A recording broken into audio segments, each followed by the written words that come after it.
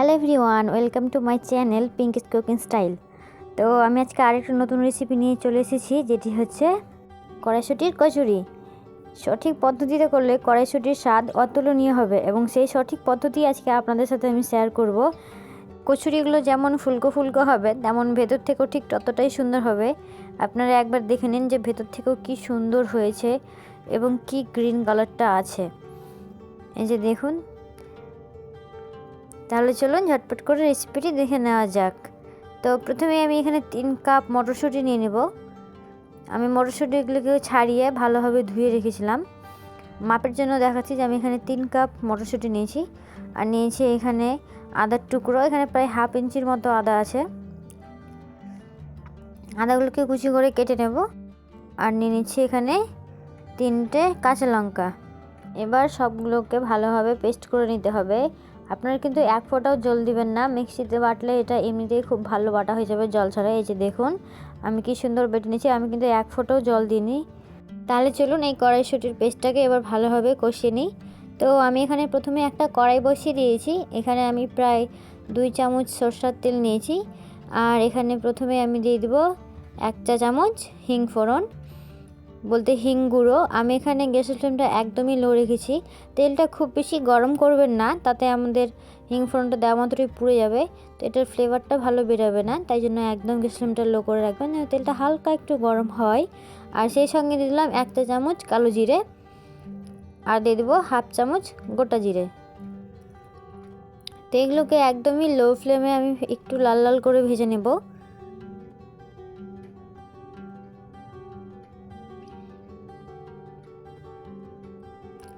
তো দেখতেই পাচ্ছেন আমার এই জিরেগুলো বেশ ভালোভাবে ভাজা হয়ে গেছে। তো এর মধ্যে আমি এরপরে দিয়ে দেবো কড়াইশুঁটির পেস্টটাকে।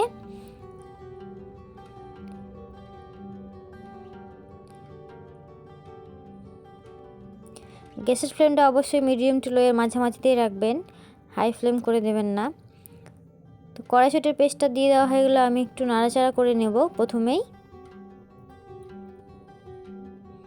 বেশি নাড়াচাড়া করব না, মাত্র 1 মিনিট নাড়াচাড়া করেছি। তারপরে দিয়ে দেবো এখানে সামান্য হলুদ গুঁড়ো, একদমই অল্প দেবেন হলুদ গুঁড়োটা। আর দিয়ে দেবো 1 চা চামচ লঙ্কা গুঁড়ো, আর দিয়ে দিলাম 1 চা চামচ জিরে গুঁড়ো। আপনারা চাইলে এখানে ধনে গুঁড়ো দিতে পারেন, তো আমি এখানে ধনে গুঁড়োটা স্কিপ করেছি, আমি এখানে শুধু জিরে গুঁড়োটাই দিয়েছি। সব মশলাগুলো দিয়ে দেওয়া হয়ে গেলে এটাকে আমি মিডিয়াম টু লো ফ্লেমে ভালোভাবে কষিয়ে নেব।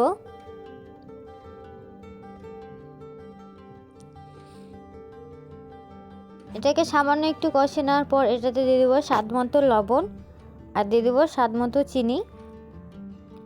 আপনারা যেমন মিষ্টি দিতে চান সেই অনুযায়ী মিষ্টিটা দেবেন। আমি এখানে 1 চামচ চিনি দিয়েছি, আর স্বাদ অনুযায়ী লবণটা দিয়েছি। এবার এগুলোকে দিয়ে খুব ভালোভাবে কষিয়ে নেব।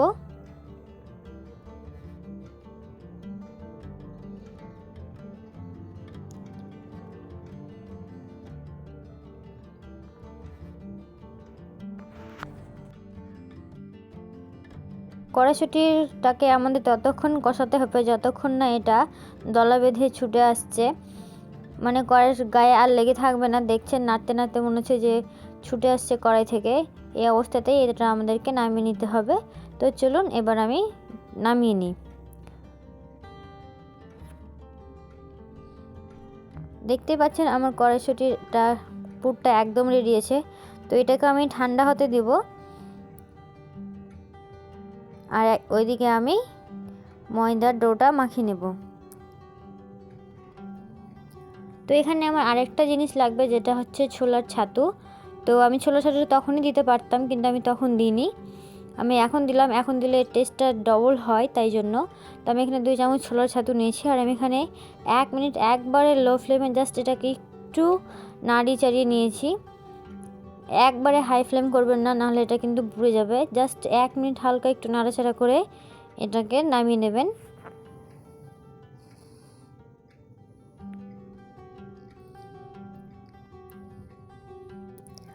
তো আমাদের এইখানে ছোলার ছাতুটা একদম রেডি হয়ে গেছে নামানোর জন্য। তাহলে চলুন এবার এটাকে নামিয়ে নিই।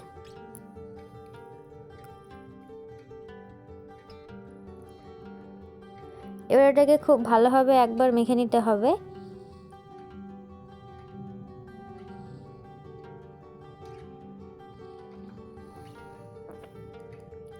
তো দেখুন আমাদের এটা একদম মাখানো হয়ে গেছে। তো এটাকে আমি রেখে দিচ্ছি। আর এদিকে আমি ময়দাটা ডো তৈরি করে নিই। তো আমি এখানে 500 গ্রাম ময়দা নিয়েছি। আমি এখানে একটা গামলায় ময়দাটা ঢেলে নিলাম প্রথমেই। আর এখানে দিলাম 1 চামচ সাদা তেল, আর দিয়ে দিলাম সামান্য একটু লবণ। এটাকে প্রথমে আমি ভালোভাবে মিক্স করে একটু নেড়ে চেড়ে নেব, যেন তেলটার সাথে পুরো আটাটা ভালোভাবে একটু মাখা হয়ে যায়। আটার সাথে তেলটা একদম ভালোভাবে মাখানো হয়ে গেছে। এবার আমি অল্প অল্প জল দিয়ে ময়দাটাকে খুব ভালোভাবে মেখে নেব। একবারে বেশি জল দিয়ে মাখবেন না, না হলে আমাদের ময়দাটা একবারে নরম হয়ে যাবে। তাই জন্য অবশ্যই অল্প অল্প করে জল দিয়ে মেখে নেবেন।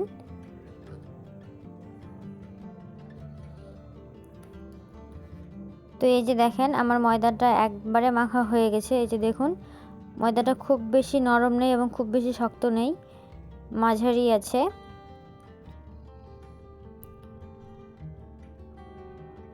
আমি এটাকে প্রায় 5 মিনিট রেস্টে রেখেছিলাম। 5 মিনিট পর এটাকে আবার আমি একটু হাত দিয়ে মেখে নেব। তো দেখুন আমাদের ময়দাটা একবারে ঠিকঠাক আছে, খুব বেশি নরম নেই। তো এবার আমি ছোট ছোট করে লিচি কেটে নেব। আপনাদেরকে একবার পুরটা ভরে দেখিয়ে দিই। প্রথমে হাতের সাহায্যে এইভাবে মাঝখানটা একটু ডিপ করে নেব। আপনারা চাইলে একটু বড় বড় লিচি কাটতে পারেন। তো আমি এখানে একটু মাঝারি করেই কেটেছি। তো এটাকে ভালোভাবে মাঝখানে একটু ডিপ করে নেব। সাইডটাও হাত দিয়ে আস্তে আস্তে করে পাতলা করবেন, না হলে মাঝখানটা বেশি পাতলা হয়ে গেলে বেলার সময় মাঝখানটা ফুটে বেরিয়ে যাবে। তো এখানে পরিমাপ মতো দেবেন। তো এই যে দেখেন আমি এখানে এভাবে একটা লিচি কেটেছি আর এখানে এইটুকুনা পুর দিয়েছি। এবার ভালোভাবে মুখটাকে মুড়ে নেব। মুখটা অবশ্যই ভালোভাবে মুড়বেন, না হলে বেলার সময় এদিক দিয়ে কড়াইশুঁটির পুরটা বেরিয়ে যাবে।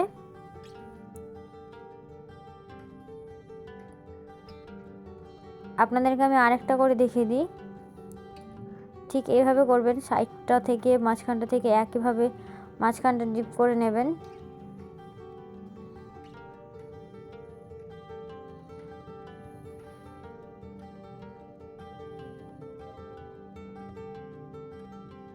আর পরিমাণ মতো পুর দিয়ে এটাকে মুখটা বন্ধ করে দেবেন। খুব বেশি পুর দিয়ে দিবেন না, না হলে কিন্তু কড়াইশুঁটিটা ফেটে যাবে। তাহলে চলুন এইভাবে আমি সবগুলো করে নিই। তো এই যে দেখেন আমার সবগুলো করা হয়ে গেছে। তো এবার আমি কড়াইতে পরিমাণ মতো সাদা তেল দিয়ে দিব। আপনাদেরকে বেলে দেখিয়ে দিই কি সুন্দরভাবে পুরটা ভরা হয়েছে, কোনো দিকেও কিন্তু বেশি কম হয়নি এবং এটা ফেটে বেরিয়ে যায়নি।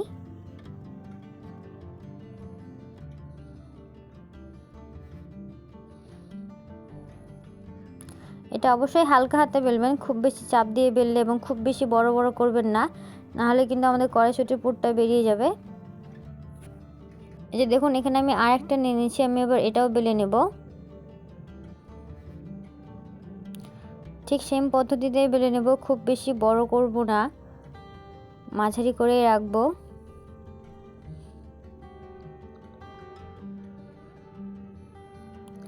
আশা করি আপনারা বুঝতে পেরেছেন যে কিভাবে এটাকে পুট ভরে নিয়ে বেলতে হবে। তো আমার বেলা হয়ে গেছে, এবার আমি এগুলোকে ভেজে নেব। এখানে তেলটা আমি আগেই বসিয়ে দিয়েছিলাম, তো দেখতেই পাচ্ছেন তেলটা আমার একবারে গরম হয়ে গেছে। আর এর মধ্যে আমি কড়াইশুঁটির কচুরিটা দিয়ে দিয়েছি।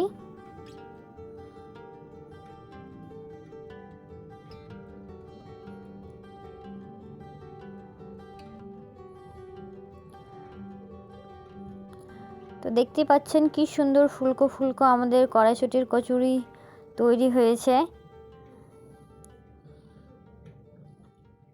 এমনকি ভাজার সময় আমাদের কড়াইশুঁটির কচুরি থেকে কোনো মতে কিন্তু পুর বেরোয়নি। তো চলুন আমি আরেকটা ভেজে দেখিয়ে দিচ্ছি আপনাদের।